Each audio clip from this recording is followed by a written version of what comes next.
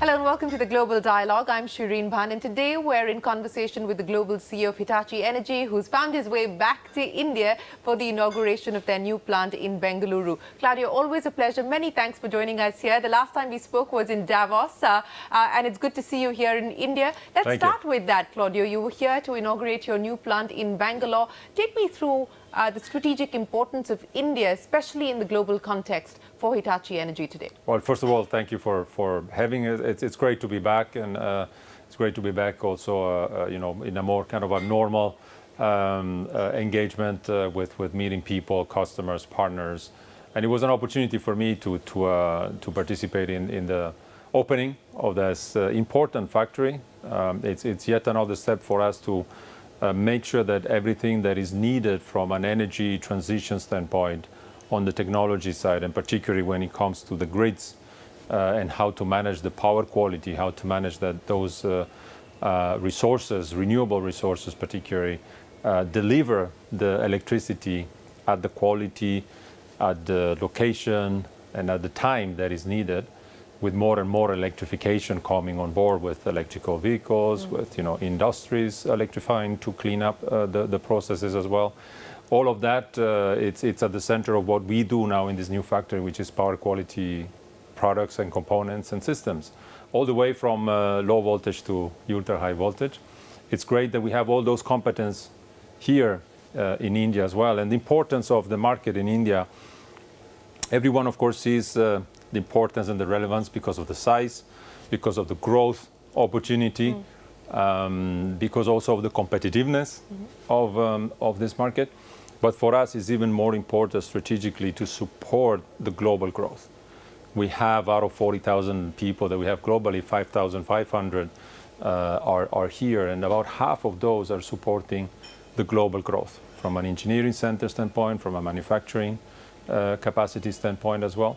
And what is also very important for us is that in this energy transition, India understands well all the components, not only the generation side with renewables, with future of hydrogen, hopefully green hydrogen, electrifying the demand, but also understanding what the grid how the grid needs to evolve in order to cope with that complexity. So let me link those two aspects. One, the growth story that you spoke of, and then the energy transition. What's the sense that you get from your team here in India about the kind of opportunities that you see along the road? What is the order book position at this point in time? How strong is it looking for you? What's the visibility? So the pipeline is strong. It's strong in India as it is strong globally. As I share with my team, I've been in this part of the space for a couple of decades. I've never seen such a strong, consistent tailwinds from a demand standpoint, all driven by the same rationale, by the same purpose of addressing that carbon footprint and driving that energy transition and accelerating even that energy transition. So across the portfolio that we have, we are now seeing good tailwinds across also the markets, and certainly India, it's one of those. At the same time, we all know that we also are facing quite some headwinds on the supply side that we need to also focus on to manage, mitigate those risks, long lead times, and so on. But altogether, the combination of, once again, that mid to long-term perspective of having the commitment from countries like India to deliver that net zero, and our commitment from an innovation standpoint, from a technology provider standpoint, to really help partnering with our customers, with all the stakeholders, to help accelerating that deployment. One of the concerns, and you spoke about some of the supply shocks that the market is facing today. And I remember we spoke about this as a concern when we were in Davos as well, on account of what's happening between Russia and Ukraine. 6 months and the war continues now. And that is impacting the way that Europe consumes energy. Who would have thought that we would see coal coming back on stream? But that is a reality, at least in the short to medium term, that one is having to contend with. How do you see this impacting the transition? You said that so far there has been no impact on demand. But do you believe that at least in the short to medium term, this is going to derail things when we talk about the energy transition? It might. In one or the other occasion, it might delay decisions on investments. Some of the players will have to reprioritize to address the short term. And of course, the short term in certain cases might be how do we go through the winter? And that, of course, is something that from a social perspective needs to be the priority, making sure that everyone has what it takes to go through that. That said, I don't see anyone deviating from the long-term goal.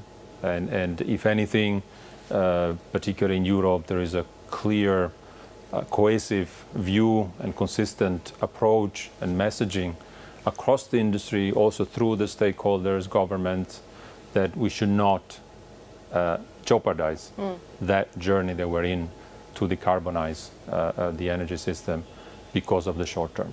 We'll have to manage priority on the short term, but the long term remains intact. Absolutely, and I think what is very evident, whether it's Europe or the US or, of course, even India, the impact of climate change is visible and is evident for all to see. But I just want to stress a little bit more on the short to medium term. And you said that this is going to be something that governments, policymakers, organizations like yours will need to manage. Now, what does that mean in terms of changes? Anything specific that you're doing differently to be able to mitigate the risks and the challenges that come up in the short to medium term, especially through this winter that is approaching? Yeah, absolutely. One concrete example is, for instance, in our supply chain, some of these shortages that we are facing in terms of electronic components, whether it's microcontrollers, microchips, and so on. We used to get them through a supply chain that was well equipped to manage that. Nowadays, we have to go 2, 3, 4 tiers down in that supply chain to understand, first of all, that those suppliers understand what the critical part that is in this overall mission critical infrastructure system, like for instance protecting a power transmission line, and then making sure that priorities are also set accordingly. So of course that was a learning. It was a learning for us, but it was also a learning for the supply chain in that respect, and it's a learning that we're going through as an industry. So very important in these cases, which is of course it's also crisis management in some of those instances, is the collaboration.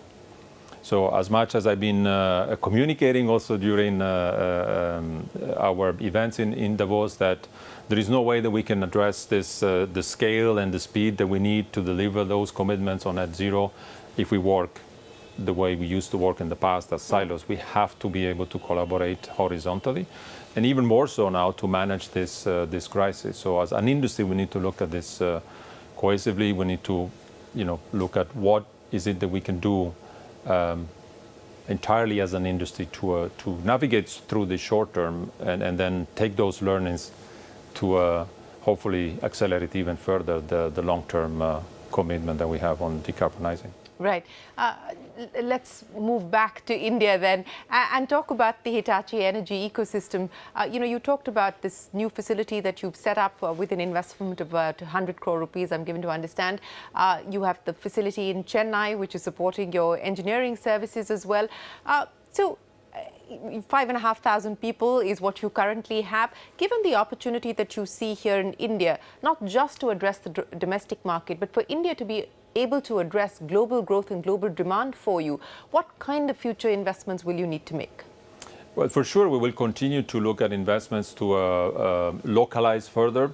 Roughly, if you look at the entire portfolio that we have globally as Hitachi Energy, 80% is already localized. The last step in that was what we inaugurated yesterday on the power quality. But of course, there are other parts of the portfolio and technology that we continue to invest on globally. And because, as I was saying before, India, it is today already a central part of our global strategy, but even more so looking at what we need to deliver for that energy transition, for that technology to be deployed, India will become even more important in that role, playing a role to help supporting this growth on global scale.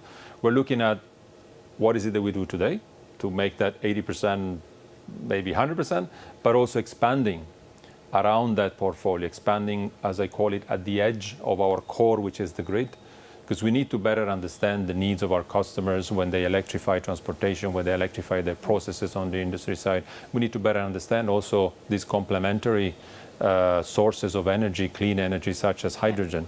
And we're working on that globally, but certainly looking more and more into how India can contribute to that global growth and that transition. So what would the opportunities on the edge of the grid look like for you here in India? And you spoke about some of the emerging technologies. I mean, India has also launched a green hydrogen mission. We've got the first installment of that being released by the government. There are several large conglomerates who've already put together their plans of entering this space. Are you in active conversation with anybody here in India to take the green hydrogen story forward? We have announced just recently a partnership and signing a memorandum of understanding in Europe in a venture, H2 Green Steel, that will develop technology leveraging green hydrogen to produce green steel. And of course, we're there not for the process of the hydrogen nor for the producing steel. That's not our core competence, but our core competence is to make sure that we understand what we need to do to integrate that generation and that production into this electrical energy system of the future. And then, of course, we took that first step in Europe, but we're looking forward to expand that. And there is no doubt that in India, all those components are being looked at, but also factored in terms of commitments, investments from the government, from all the industry, and we certainly want to be part of that. But again, thinking about India as part of this entire global opportunity. We'll head into a short break and return with our conversation with the Global CEO of Hitachi Energy on the Global Dialogue.